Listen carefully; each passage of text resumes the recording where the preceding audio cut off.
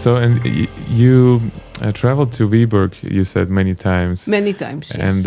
And almost every Saturday and Sunday. Okay. We were there for 2 days. And so you were the first church members, pretty much, who saw this.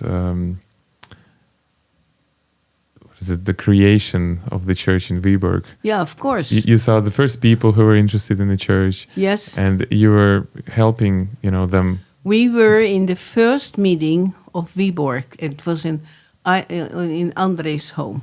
Okay. Andre and Roman was there, and then Marina, and then we were there. And we had a meeting. That was the first one. The first meeting. Andre was baptized, I think, 1 week or 2 weeks before. Okay. And so they started like a group first? No. And then the missionaries, they found the music school. Mm. They lived on the second floor, and then downstairs was the music school. The music school is very close to my home but apartment. There is a music school in the park, where the park is, in the middle of the town. Oh, is that music school? It's a different one. But we were there also, but later. Oh, later, yeah. But the first was there. And then we had the first meeting, and there were about 40 people. Andre was the only one who was a member. You mean a week later? Yeah, a week later, the missionaries found a place. I think it was Berdorfer and Webster. They found a place. They lived on the second floor, and that was down. And it was the music school. And okay, but it wasn't in the downtown, right? It was in the southern part of. It was Viborg. before your parents were members. Yeah. I know. But just I'm trying to understand, because close to my apartment was a music school, and I think that it was there. It's where the Победы, Проспект Победы. I think it was there. But that was the first, and we had 40 members. So missionaries found 40 people. No, these were all people from the canoe. Oh, okay. Canoe and friends. Okay. And there were about 40. Kuzminy. Yeah, everybody. And Lena Smirnova, do you know her? Yeah, Головина. Она... Lena Smirnova. Maiden name is Smirnova. No, that's another one. It's another one. Oh, that's another one. Yeah, I think I know She was her. also in the canoe trip. Okay. And then there was another family, but they never became members. Mm. And she was singing in a choir. And they came to Finland quite often. Okay. Well, the man was tall. They're a very nice family. Mm. But they were all friends of Lena. And then Lena's mother was there, and father was there, and her brother, who died. Mm. I don't know if you know that. Lena's brother died accident, and his wife was pregnant. Oh, and then the baby came. It was a little bit tragic. Mm. But they were in the musical, and Andre was just become the group leader.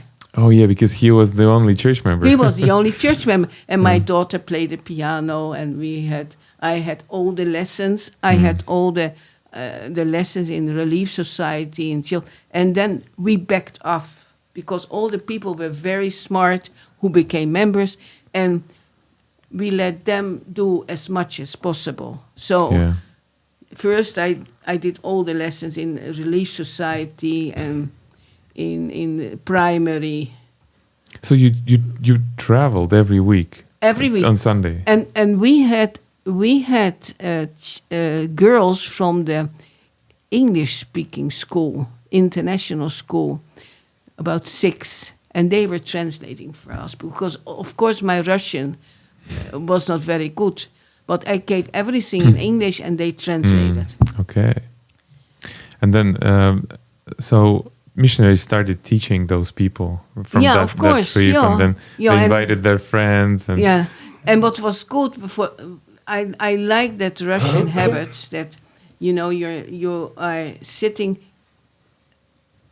are sitting around the table with food, and then there's somebody with a guitar, and then We are sitting 2 hours on the table. And what the people did is, for instance, Andre and Marina, that they invited their neighbors because there came people from Finland. And that in that time, that was very, very interesting. There were foreigners in their home. We brought bananas, and they... First bananas in Soviet Union. And they were so was interesting. Yeah. We were interesting people at that time. So not just the church, right? It was actually they have never met Finns before. They have never met foreigners. Foreigners, yeah. So that was one. And I think Satan didn't know that we were there because after 1 year we got opposition. Yeah. Like what? Like what kind of opposition? No, we had one boy, and he wanted to make a church like our church, but it was his church. He came every Sunday to church, and then afterwards he spoke with church members against our church. Oh. And it was so nice. I see Elder Webster, and he said, it's so nice how our church members who are members for such a short were defending their faith. Like Nadezhda Martalya and Ludmila Bezikova. You're still good friends. They are still good friends. I met Ludmila Bezikova earlier. You know that? Because... Just a second. I had met before Ludmila Bezikova, before Lena Stepanova, because she plays... She plays table tennis. Yeah. She was the best player in Viborg. And they asked me, there's a factory, Fumers, who every year plays against the table tennis club in Russia, in that place in between the in that border place. And there was Ludmila. And the first day after the play, the Finnish people and the Russian people, they all got vodka. I said, no, thank you. And they remember that. The next year, they brought an apple for me. Okay. And that was before. That was in 88 or 87. Okay. And so you met Ludmila in 87? Earlier. She is not a canoe person. Oh, yeah. And then she had a friend, Nadezhda Martalya. And Nadezhda Martalya was very spiritual because she went to the Greek Orthodox Church. She was the only one in the beginning who knew about the Bible. Okay. So when she was baptized, next Sunday, she got a new calling. She became the Sunday school teacher. Okay. Wow. Interesting. So you were the pioneers for Viborg, the first church members, like a good example for newly baptized church members, because missionaries, they can't represent like a bigger church because they're just young guys. They come from bigger families, but they don't have these families with them, right? So they can show only pictures, but you were a great example for them, so they could see the fruits of the gospel in action. So they saw your kids, they saw your relationship, how you deal with each other, how you treat each other. We are not perfect. And you're not perfect, but at the same time. But we try. But you try, and I remember President Ringer came to Viborg. President Ringer was a 70. Okay. 70. He was all going over Eastern Europe. And then he came to Viborg.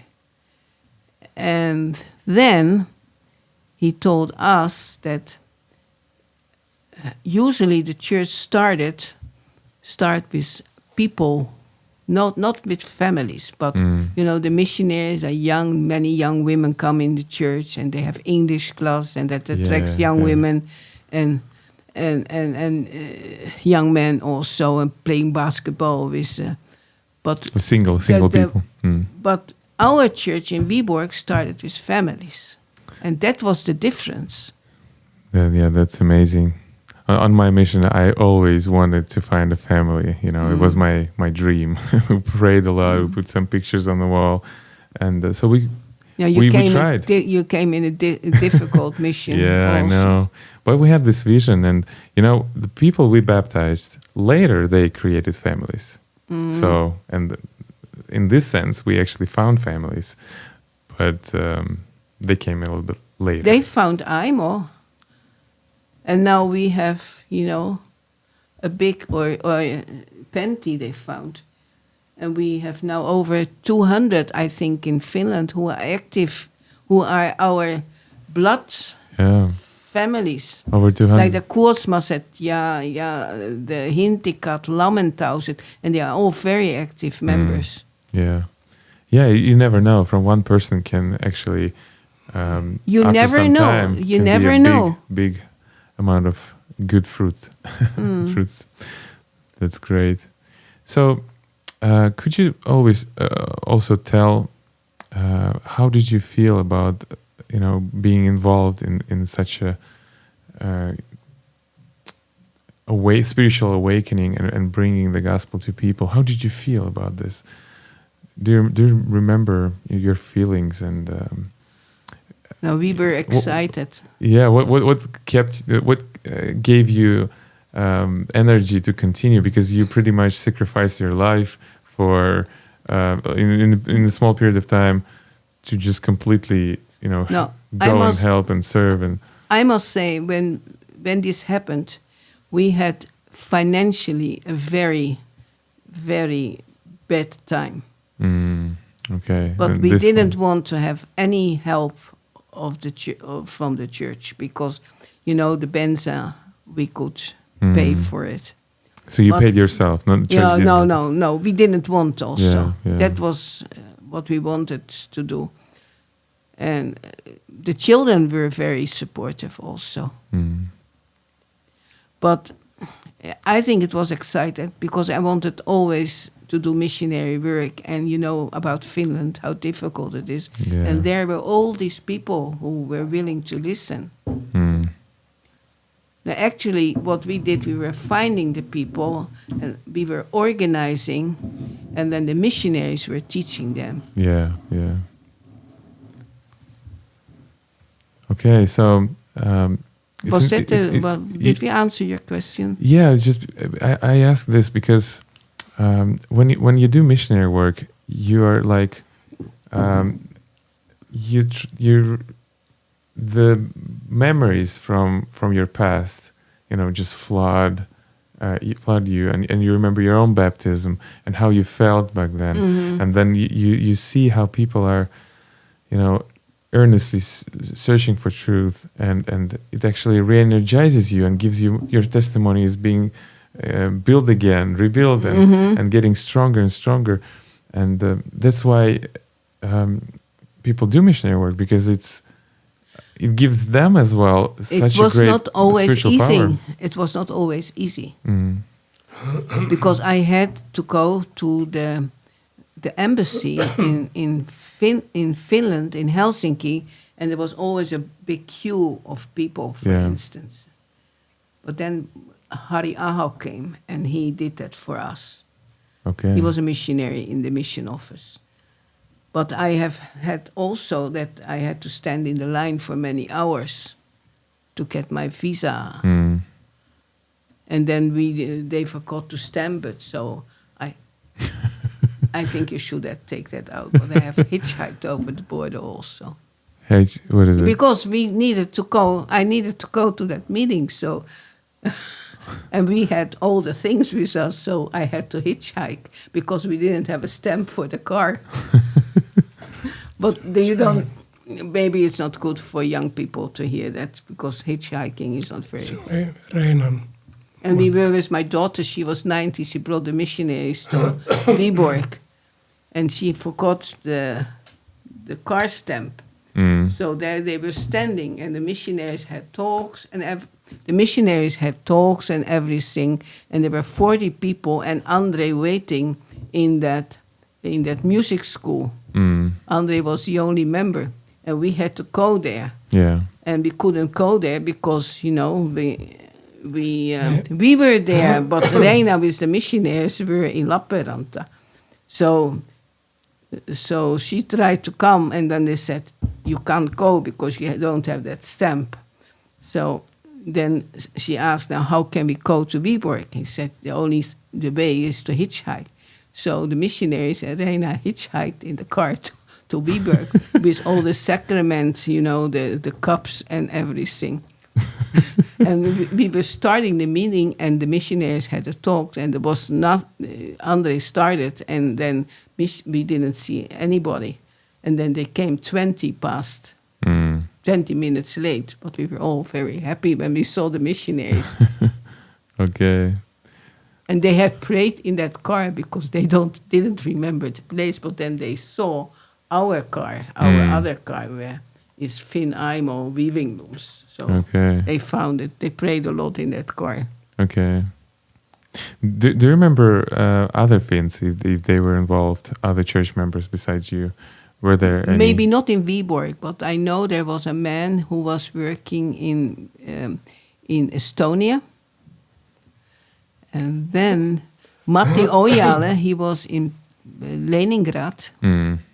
Yeah. And President Nelson, there was a family who went to visit in Hungary, a Russian family from St. Petersburg, the Terebinit. Yeah, Terebinit.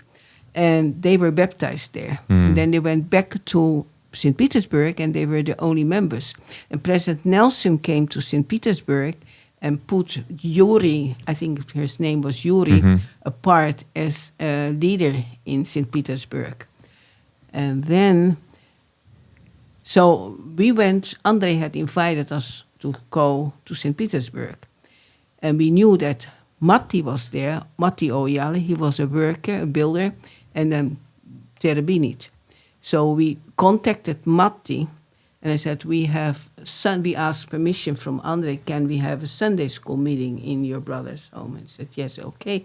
And then we had that meeting, and that is the first meeting that's not mentioned anywhere, but that is the meeting after President Nelson set Terebinit apart. So that was the meeting we had in. Okay. But it was not very official, but Andre was there, his brother was there, their wives were there, Terebini was there, Matti was there, Sister Terebini was there also, I think Anja was there, her daughter. And then Andre translated the meeting in, when Matti spoke, he spoke Finnish. We translated for him in Finnish. When Andre spoke, we had three languages. And my daughter played the piano, and then my children had a musical number, I Am a Child of God. Oh, wow. And then we had a little testimony meeting, and we had also sacrament. So you participated in Viborg in the first meeting, and in Leningrad in the first meeting. Okay. And that was in 1989. I think it was before Elder Regan was there. Was in the beginning. Okay. But this was an official meeting. We had permission of our branch president then. It was just a meeting. But it was a meeting. We had, but I think it's not recorded anywhere. But then also, Andre started to translate church words. Okay. Yeah. And now he's going over the translation work in the whole Eastern Europe. Still working. Yeah. I actually worked with him in Moscow. Yeah. But in a different department, but we worked close together. So it was an exciting time. The problem for me is that time was exciting for 3 years. But now it's, we need new, you can't live on what happened 30 years ago. Yes. I think it's not good. We must be always, and it comes always up, that Russian thing. Yeah. But that's why I started this, making those videos. So I personally think that when you talk about conversion stories, and when you mention people by name, and when I made this video with Bert, a lot of people messaged me and said, "Oh, I have this wonderful feelings. They came back to me. My conversion story. I remember those times, and it brought to me such a great feeling. Spirit of conversion is something different, and we want to awake this in church members so they could start doing missionary work more, because the only way to get it back is to share. If you don't share, then you won't be able to feel it. But you know what? It happens when you less expect it, these possibilities. Yeah. Because I remember, who was it? I think was President McKay still president in 1885? I don't, 1985. I don't remember. But we got a challenge. Everyone a missionary. And then we had to pray for... missionary opportunities. I remember we had a family home night in the 80s. In the 80s, and then we prayed for a person. Yeah. And nothing happened in Finland. And then at once, with the canoe trip, it started happening. You didn't expect... I didn't expect... You didn't know where it will come from, right? No, we didn't know where it will come from. And we hope we can find that again, but now we are 80, so... What you're doing now, like you're... thank you for coming, because I think a lot of people will watch this and they will remember you. I was small. My parents, How old were you when we were there? I remember my parents mom, joined. She had this foxing. She was a good actress. Yeah, I remember the first years in the church when we had those plays. Every Christmas we would have this. And your mom was... yeah, it was a lot of acting, a lot of acting for kids and adults. We had a lot of fun time together. And I think in Viborg you even had a morning seminary. Yeah, that's what I did every day before school. But you know why? Because you had these dinners. And then you invited the people around in a street, because the street where Andre lived, there lived a lot of members. Yes. The Schertsenas lived there, and then Andre was here, and then there was somebody. Yeah. And we lived in Lappeenranta, and we had 60 kilometers to go to church. Yeah. I had a lot of my friends. I lived like 15-minute walk to church. So I would go with my brother to seminary, morning seminary, and then we'll meet two brothers, Kuzmini, will join us. How are they doing? There'll be, I'll tell you later. There'll be four of us, and then we'll go further, and then Maxim Gavrilov will come, and Georgi Mizin will join, and then another person, Roma Simenov, Andrei Simenov's son, and then 10, 15 people would come to the church building. Yeah, that was exciting. Amazing. Yeah, so Kuzminis are doing great. Actually, I just wanted to mention that just a month ago, I went canoeing with Galavin, Nikolai, Kuzmini, and my brother. Here in Finland? Or no, in Russia. They can't come, unfortunately, here, but we went canoeing, So we're continuing what you started, and but it's such. And a you're great going time. to Norway together also. You have a good relationship with each other. Yeah, we are very good friends, and now our children, they're becoming friends with each other. So it's the third generation already who are friends. Yeah, that's really good. Yeah. So could you remember how you stepped out of the mission? Coming to Viborg, organizing everything, and you already mentioned that you felt that you needed to give them opportunity to serve and to build more and more. So because they were so clever people, and they could do, we did, in the beginning we did everything, and then we let them do everything. Mm. And I and, told and, you and that- how fast did it grow? How fast did Now, the the first branch year, grow? I think we had 60 members. The first year, 60 members. 60 members, yes. Wow. And then there was a baptismal. There was a baptismal, and there were 6 girls. They would be baptized. They were all from the English school, and then there were 7. The girls had taught the one girl, and she wanted to be baptized also. Okay. It's in the book. Yeah. So John Webster, he wrote a book. Is it by John Webster? Yeah. Yeah. It's his book about his mission time in Viborg. I think I read it in in a good format. I think he printed out some versions of it in Russian as well. It's in Russian. I have it in Russian, and I have English. In English, it's a little bit more extensive. Oh, okay. I didn't know that. But at the same time came the book of President Browning, and of course, President Browning was a professor in BYU, and which is more extensive. It's about Moscow and I think St. Petersburg, and more about history. But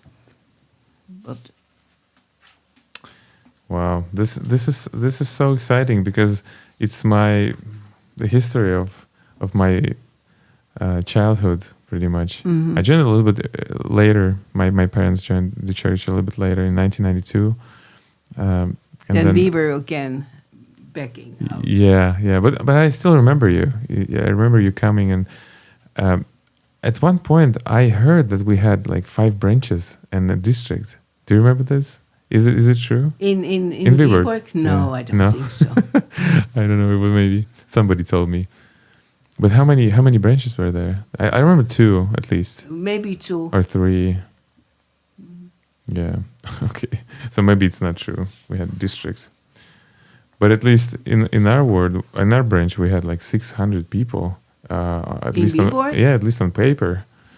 I remember. But the first members, they have stayed strong, most of them. Yeah. But what about is Alek Orochov? What is Alek? We had even the minister of religion was a member of the church. It was Alek. He was the music teacher. Okay. He's a big nose. I don't. Very tall man, but he was for the atmosphere.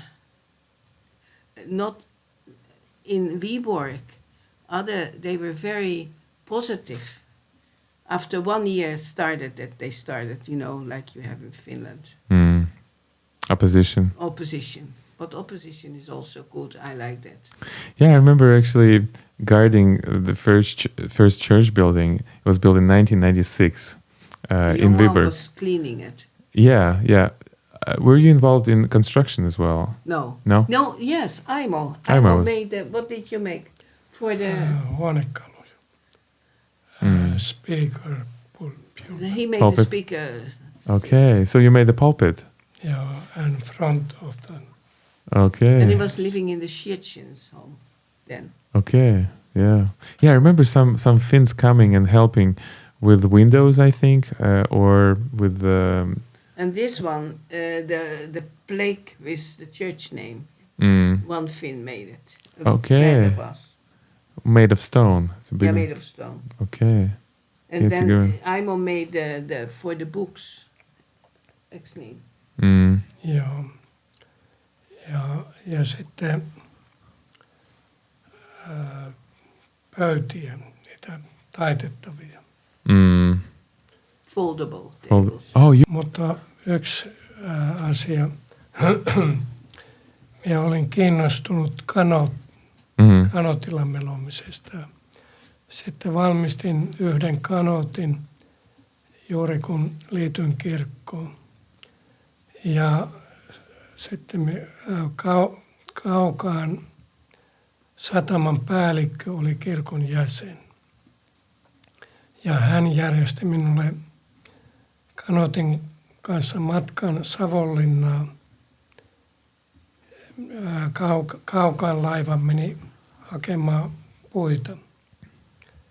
Ja pääsin heidän kanssa Savonlinnaan. Sitten minä kävin sunnuntaina kirkossa ja maanantaina kanootilla meloin takaisin Lappeenrantaan. Kesti 3 päivää. Okay, 2 wow. yötä. Ja oikein siitä alkoi niin kuin kanootin mielenkiinto ja myös nuorten valistuskerhossa valmistimme 6 intiaanikanottia. Oh, interesting. Ja siellä oli myös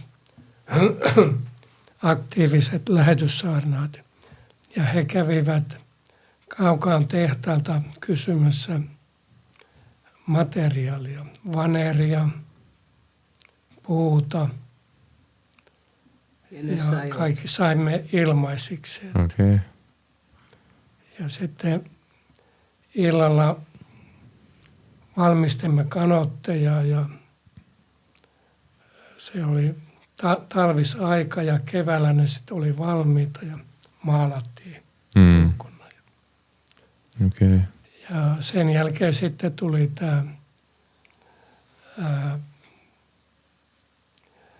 Viipurin kanottimatka. Niin, se oli se oli yksi jo asia. vähän uutta sitten. This is one thing that prepared Aimo for the Viborg canoe trip.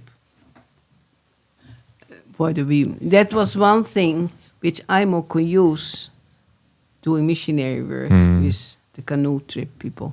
Yeah.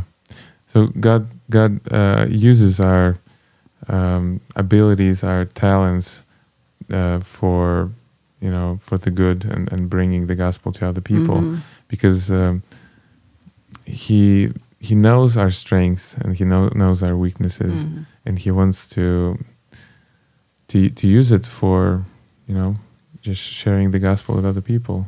Yeah. Why not? I have felt also that we all want miracles in our life. To see an angel or something like that. Or see somebody in the temple for who you do you hear about these things. Yeah. I have never seen an angel. I've never seen my grandma in the temple. But I have seen the miracles in my life, how to prepare for this event, for doing the missionary work. How, with the table tennis and with my interest in Eastern European countries.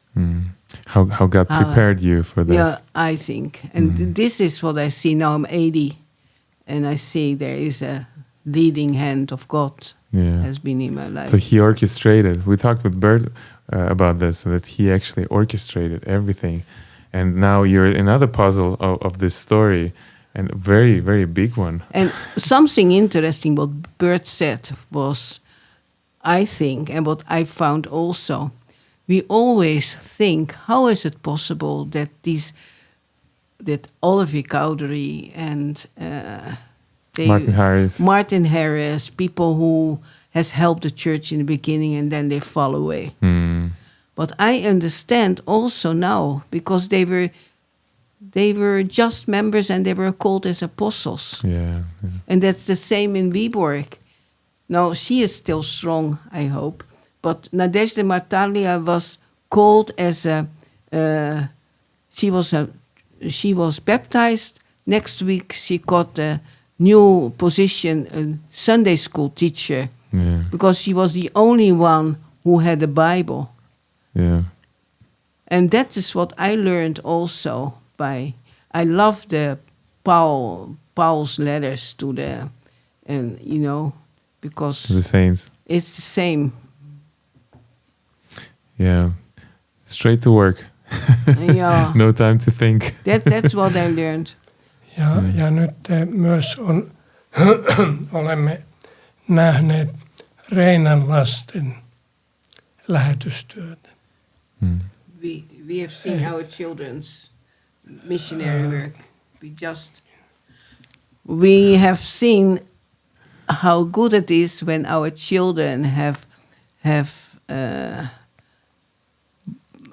tried to have the gospel teaching in their life, because my daughter my oldest daughter has 4 children, and Nico Gamet, I don't know if you know him. He was a missionary in Helsinki, but he just went home, and his sister is going on a mission to Greece. Okay. So it's so nice as parents to see your children are still, the third generation is still active in the church. It's because you left a good legacy for them of doing missionary work. You had such a great example for them. And you brought them with you. Very often we as parents, we think that children are a burden, just leave them somewhere and go and do something you like to do. But I think it's not a good thinking. They need to learn from you. They need to be in a process so they can gain their own testimonies along the way. Now, you are from a big family also, which is very... 5 kids. 5 kids. Well, we have also 5 kids. And this momentum, when you brought the gospel to Viborg, this momentum of the gospel, an excitement about the gospel. That's how my testimony was built. Everything was great. I had a lot of friends in the church, and we had a lot of activities, a lot of excitement. It was fun. Many missionaries, a lot of investigators, a lot of baptisms. And then you came to Finland on a mission yourself to learn that different. Finnish language, which is difficult. Yeah. And it has all built up because now you are working in Finland. But I felt like I owe you something. I owe your nation, and we all do, because you brought the gospel to us, and it was so amazing. I mean, seriously, you don't underestimate what you did. You did a great job, and my parents joined the church because of you. Maybe you didn't meet them, maybe you didn't teach them, but you taught Andre and you taught Yelena Spinell and other faithful I saints. haven't taught them. But by example, by just being church member, just by being a mother and good wife, Okay, we are not perfect. No, we are not perfect, but the great thing is, when I joined the church, I thought I was the only one in my family. And you know what? And this is, I get the goosebumps when in 1861, the first missionary came to the Netherlands. And they stayed 3 years, and they baptized 31 people, and 4 were my relatives. Oh, wow.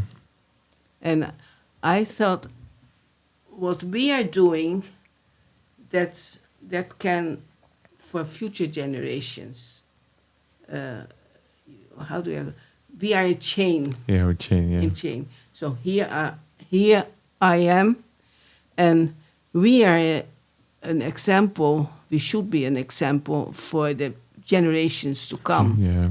To teach our children, grandchildren. We are still as grandparents, we can help the children and grandchildren still. But I think here we are helped also. Yeah. Yeah, it's a great example, because we can't be saved without them, and they can't be saved without us, because we're all family. And it's great that the gospel brings this perspective to us that we are all children of God, and we are all from the same family. And that's why we have this inner desire to share the gospel with other people, because we know that we are a family, because we know that they need the gospel as much as we do. And it's such a great experience to just see when someone's heart is being changed, and to see how they become happy by following Christ's example and being baptized. And you see this change and become part of you. And now you have a great legacy, a lot of friends in Russia. And I hope that by watching this episode, they could feel your love for them. And I still can feel it. And when I visited you on my mission, I felt it. You showed me some pictures, and we talked. And every time we talk, I feel that you left great legacy with what you did, and I just want to We thank you for are what you did. thankful that we could be involved, because it has blessed our lives so much and strengthened our testimonies. You asked also about other Finnish people. President Kempane was also. He was our leader. Was he a district president back then? He was, I think, the counselor of President Mikem. Oh, mission president. Okay. Yeah. So, and I really like how you said that back then it was very hard financial situation for your family. For us. And it didn't stop you from doing what you did. No, and we made it. And we made it. So God supported you and helped you. Yes, we feel that we are blessed. And I think one thing is the tithing. That has helped us a lot. Yeah. And you taught this principle to Russian saints, bore your testimony probably. Because for some people, especially for poor people, it's a stumbling block, tithing. Because they might think, I mean, I don't have anything to give. Like, why do I need to pay tithing? And then some church members would come and bear their testimony. I mean, I don't have a lot, myself. But when I give, I have enough. And sometimes more than enough. We're blessed with everything we need. And it's great. Well, do you have anything, final words to church members, saints in Viborg, in Leningrad, or now St. Petersburg? No, we hope that. I hope that everybody is doing well, and we are old, but we feel very blessed that we had this opportunity to go to Russia and help the Russian people. Toivotaan, että maailmantilanne rauhoittuu ja we hope that. Taas tavata. When was the last time you visited Viborg? We went to when the church was dedicated. Was it like 150 years of the church in Russia? A long time ago. And we are older, and Yeah, and then Corona, and then now this conflict. the Corona. So, but maybe we come and see all our old friends. Yeah, and now you can tell them hi. Okay, hi everybody. Kyllä on kiva tavata temppelissä. Yeah, it was also difficult for us to stop. It's like part of our heart was in Viborg still. Yeah, I could tell. You have such a great memories together with church members, and they love you so much. Every time I go to Viborg, they say, "How is Nelly? How is Aimo doing?" We are still alive. And then I would share a few words and. Kerro terveisiä. Great, thank you very much for coming, and спасибо вам, что присоединились к нашему подкасту, и увидимся в следующий раз. Пока-пока. Hey.